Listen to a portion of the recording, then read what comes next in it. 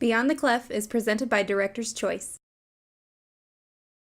Welcome to Beyond the Clef. I am here with Gary Lewis, who is the Director of Orchestral Studies at University of Colorado Boulder. Thanks for coming on the program. It's my pleasure. Really appreciate it. Thank you. Yeah, and I remember back in the day when you were at Texas Tech University, of course, and we were there at the same time, overlapped. I was just a little freshman. And you lived to tell about it. Yeah, I know. I'm here. I'm here. So a lot of the things that I've been talking about with people lately have involved chamber music programs. Mm-hmm. And that really has hit me through many of the conversations that I've had, whether it's been Dana Pratervan, who we talked to just recently, or Gabe Musella, and multiple people keep on talking about this idea of the chamber music program and how it affects our ensembles. Right. So how do you involve a chamber music idea and thought process at the collegiate level? Well, first of all, thanks for having me. Oh, yes, of course. And, I think we have to back up even a step before that and say, what is our overarching goal as music educators? Okay. What are we trying to give to our students? And shouldn't it be to equip our students with the skills necessary to carry on without us? I remember one of my mentors here at Texas Tech, Alan Shin, who was on the faculty when I was a graduate student, and he said our job as teachers is to put ourselves out of business, so to speak, so that our students then transcend our own program and our own abilities and all that and grow beyond us. And so I think that's what we should be focusing on, equipping our students with the skills necessary to access and appreciate great music and perform great music for a lifetime. And so those skills, when they're sort of taken together, are what we call musicianship. And then the idea about chamber music, I think, being the best way to learn that, because it requires increased awareness and communication. It requires greater ownership. And everybody has to understand the score and the process of bringing it to life, because there's not somebody there hovering over them telling them what to do. It requires greater listening skills, for sure, and greater analytical skills. It fosters leadership, musical leadership, and negotiating skills. How do you get along with other people, and how do you negotiate this? Do we want to slow down here? We want to speed up, Right. and just beyond that, interpersonal skills are even more at play in a chamber music setting. And then it just provides a more subtle and more intimate setting for music making. And so for all those reasons, I think it is the best way to developing these musical skills. And then so the question becomes how, given the fact that we have generally limited resources, limited time, schedule is a problem, facilities, enough rooms, all that, how do you, in addition to providing real chamber music opportunities for our students, which many people do, Dana is one of them, many great music educators do, how can we teach and foster that same musical growth and teach those same skills in a large ensemble setting? And that goes to your question. And I think the key is to treat the large ensemble more like a chamber ensemble. So what does that look like? I think it looks like making our or sound like more. Exactly. Well, it has to do with a lot of different things. Making the musicians more aware of each other. Because all great music really starts and stems from increased awareness. So we make them aware of each other, so they're not just a part of a horde of clarinet players or a gaggle of violas or. Is that whatever. the proper term for a group of? Yes, is I a think gaggle? that is the scientific term. Okay. Actually, yeah, excellent. But we make them more aware of each other and the way that they move and the way that they breathe and the way, and then of course our awareness of the musicians is also part of that. And the way I think of conducting is that we are really facilitating the group to play more together. And I think as conductors and as teachers, because of the way we hover and because of the way we dictate everything and prescribe everything, I think we squelch that musical growth in our students too often. And so that's really fascinating, because I just had recently Dana Pratervan on the program, and one of the things that we were talking about is leadership, and she was talking about the same thing in leadership and her chamber music program, and how she feels, and we were talking about how if you let go of some of that ownership and dictating that to the kids, what they do with that. Absolutely. And so it sounded like that's what you're really focusing on when you're talking about the chamber music program. In a musical sense. Yeah. Okay. Right, exactly. Now, clearly we have to equip them with the skills. We can't just say, make a great sound. Right. Yeah.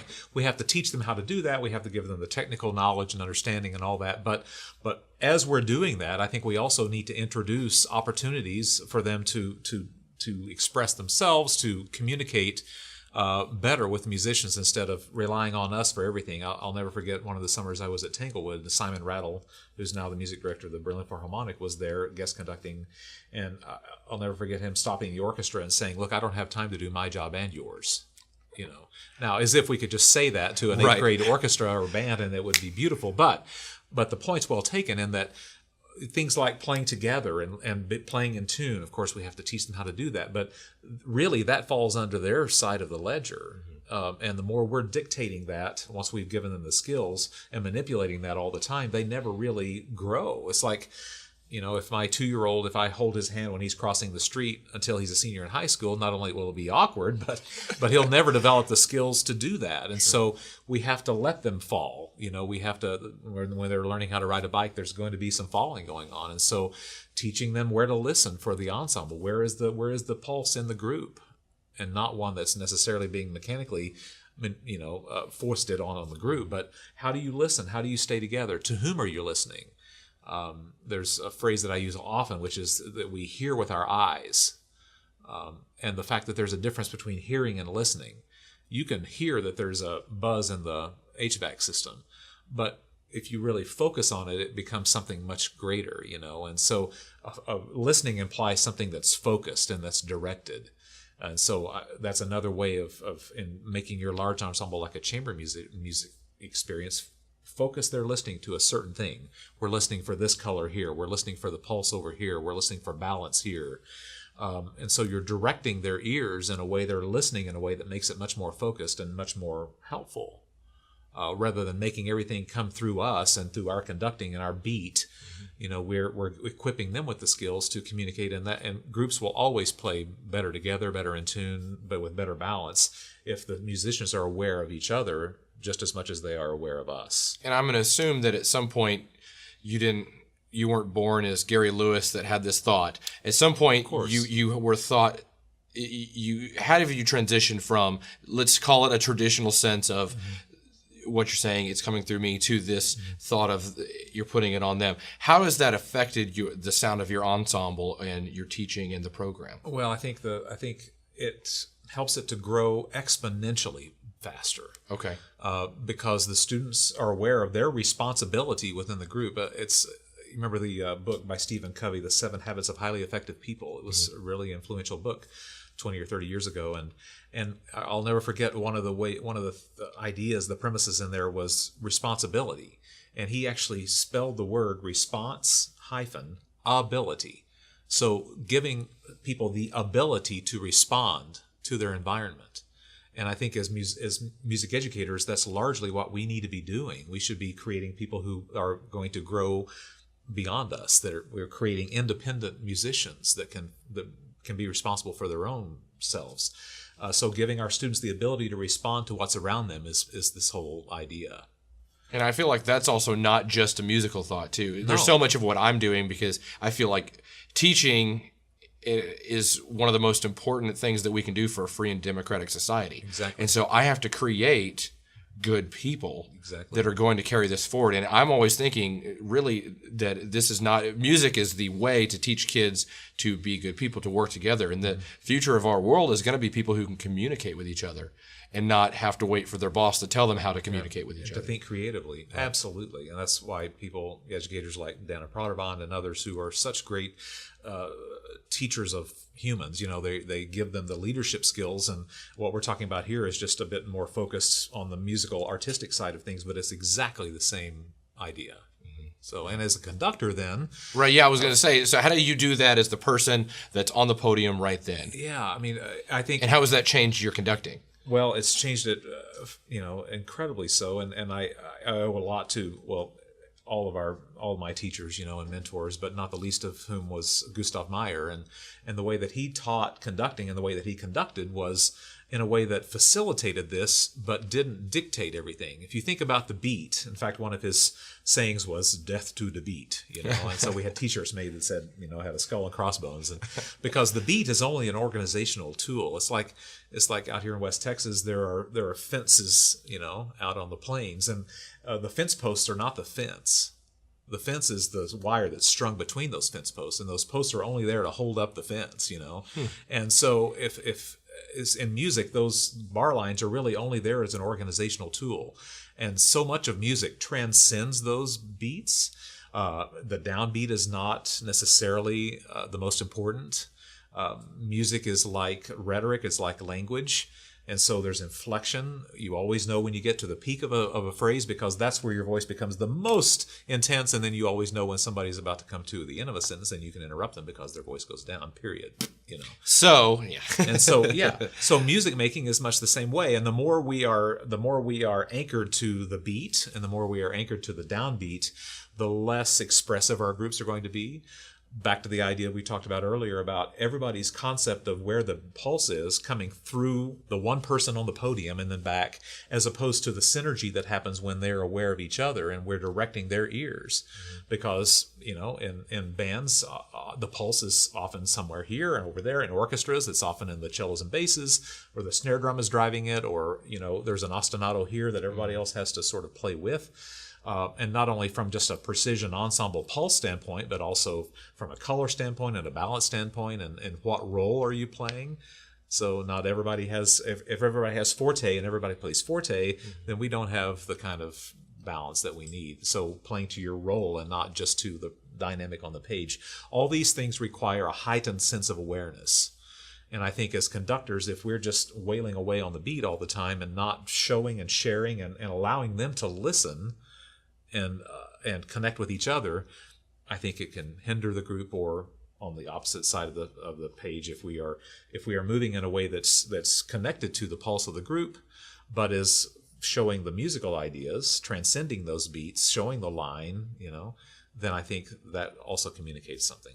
So if they're listening to each other, and you're trying to get them to connect with each other, and how does that actually literally look when you're conducting? I mean, at some point, are you just the picture for the CD? Yeah, or right. how do you make them and visually make them or show them to connect to each other? Well, the way we show them how to connect is by not pounding away and forcing them to deal with us. Right.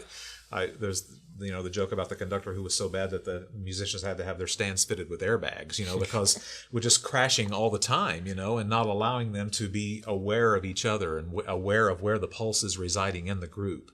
Now, as a conductor, that forces us to listen, of course. All these things, all these concepts, listening and awareness, certainly apply to us as conductors. And the more we see, the more we hear. The less we move, the more we hear. All those things I've found to be really true. And so knowing the score, looking at the group, and especially when you're dealing with strings, the technique is right there. You can see why it's not together. You can see why the sound is not unified. You can see why the balance is bad, because the technique is all right out there. It's a little bit more concealed when you're dealing with wind instruments, as you know. But oftentimes, if the timpani is driving the group, if the timpani has eighth notes, or the snare drum, and I'm having trouble hearing them, if I just look right at them, look at their sticks, same thing with double basses. There's a passage in Nutcracker that, I'm fortunate enough to get to conduct every year, and there's one passage that's everybody else in the orchestra is playing off beats except for the double basses. And they're just gut. It's a really hard transition. And I found if I just watch the principal bass player's right hand, then I can stick with the group. And so this idea of looking for, listening for, knowing where to listen, and of course that all comes as a conductor from our knowledge of the score. The more well we know the score, the more aware we are, then the less we're looking at the score and the more we're listening. So it all really just has to do with this getting out of the stand and being aware, getting above the notes and rhythms. So you really feel like personally as well, you're trying to get the music to get away from you and onto the ensemble, get away from directing towards you and let them work together. But also personally, you're trying to not let the hindrances of the physicalness get to you so you can be a part of the experience too. Exactly. Tension is a big enemy of everything that we do. And certainly it's an enemy of music making. And so tension in our conducting has a negative effect on not only the music making, but also the way the musicians make sound. Especially string players are susceptible to the physical tension of the conductor. Another way of thinking about it, I remember Mr. Meyer used to say, how was it that he put it? It was something like, you have to give up a certain kind of control to gain a much more sophisticated sense of control. And so this goes back to your question about how does that look as a conductor. You're conducting gestures that have time in them, but they're not necessarily of time, and you're showing the weight of the sound and the kind of attack you want, the length of the notes, the way the line transcends the bar, how long is it, by the way you're looking at the group and to whom you are aiming your gestures, that sends a message to the group about who's got the most important stuff or where they should be listening. There's this sort of metaphysical thing that happens with ensembles where the group somehow knows where you're listening, and where what you're listening to as a conductor really helps to ensure the success and helps to sort of shape the way everybody else listens. So a lot of interesting things that go on there. Right. That's fascinating. So really, all in all, in Boulder, you're not really thinking of you have this group can actually physically go out and these 4 people can go out and be a chamber music, and like that's what I kind of have to think of. Right. But of course, there's only 1, maybe choir, 2 music classes going on for me at a time. Right. It's not like a school of music where everything's taken up. Right. So you're really your thesis, if you will, is to let it chamber music, just like we were talking about with Dana, is letting go of this control as the ensemble, as the conductor, and equipping them with the skills to maintain that control. Sure. We'll do things. I mean, most of this happens in a regular configuration of the regular symphony orchestra. Sure. With all the first violins sitting over here and all the basses over here. But there are occasionally, even with the university group, we'll have sit anywhere you want to day. And it really forces them to listen in a new way. They're hearing things that they've never heard. They're out on an island. Those 2 violinists at that one stand are not sitting in a horde of violins, but they're sometimes I've rehearsed like Beethoven symphonies in string quintets or quartets. So there's quartet A, B, C, D all over the room, and so that really does draw their attention to this chamber music connection and the way the music works. I think for sit anywhere you want day in my program, I'm going to have to dictate a little bit more because I feel like that's a great idea, but I'm going to be like, sitting anywhere you want, here are some guidelines. Right, well, exactly. And inevitably, of course, the double basses come right up around the podium because they're sick of being in the back. The tubas. Yeah, of course. And so that's kind of part of the fun of it, and it's interesting even with, graduate students who are, quite mature. Many of them are post-professional, or postdoc professional musicians, but they still get a kick out of, just something that changes the scenery a little bit. Sure. So. Sure. Teaching music is teaching music at all Absolutely. levels. It's the same thing. And, I think another way of thinking of this is that to become a better conductor, you should stop conducting, get off the podium. And so that's another way that this thinking of your large ensemble as a chamber group, stop conducting. We all suffer from what I call podium deafness. When we're standing on the podium, elevated about 8 inches or so, we hear some things, but then, when we stand off in the corner of the room and somebody else is up there, we're thinking, well, why didn't he hear that? That's any fool could hear what's going on, but when we're up there in charge and moving and all that, it inhibits the way that we hear.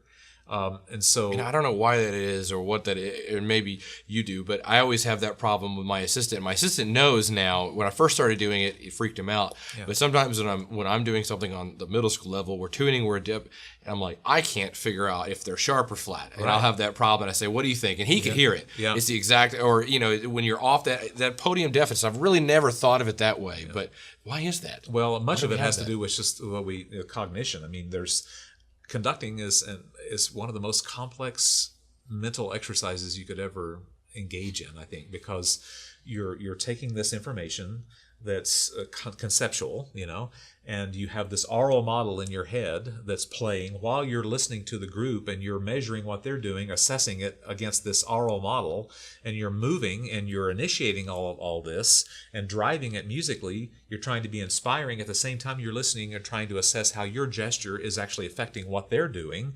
And then you're thinking about, when I stop, what are the 3 or 4 things I'm going to address, and how am I going to prescribe a solution to this, and why is so-and-so having a bad hair day, and this person must really hate me because their body language is awful. And then, it's all the things that we're juggling at one time is the mental capacity it requires is huge.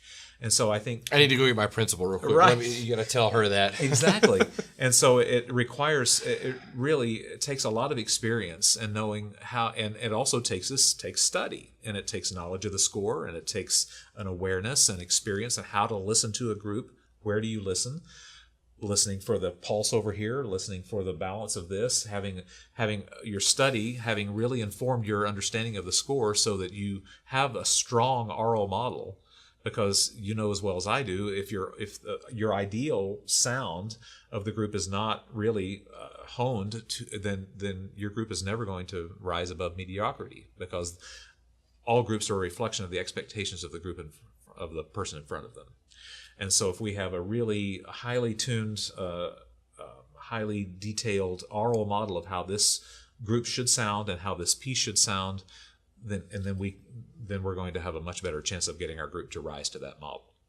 So all those things make it more difficult to hear. But I'll go back to a couple of things that I said. The more we see, the more we hear. The less we're stuck in the score, looking down at the score and turning pages, and the more we're up looking at the group, we're going to hear more.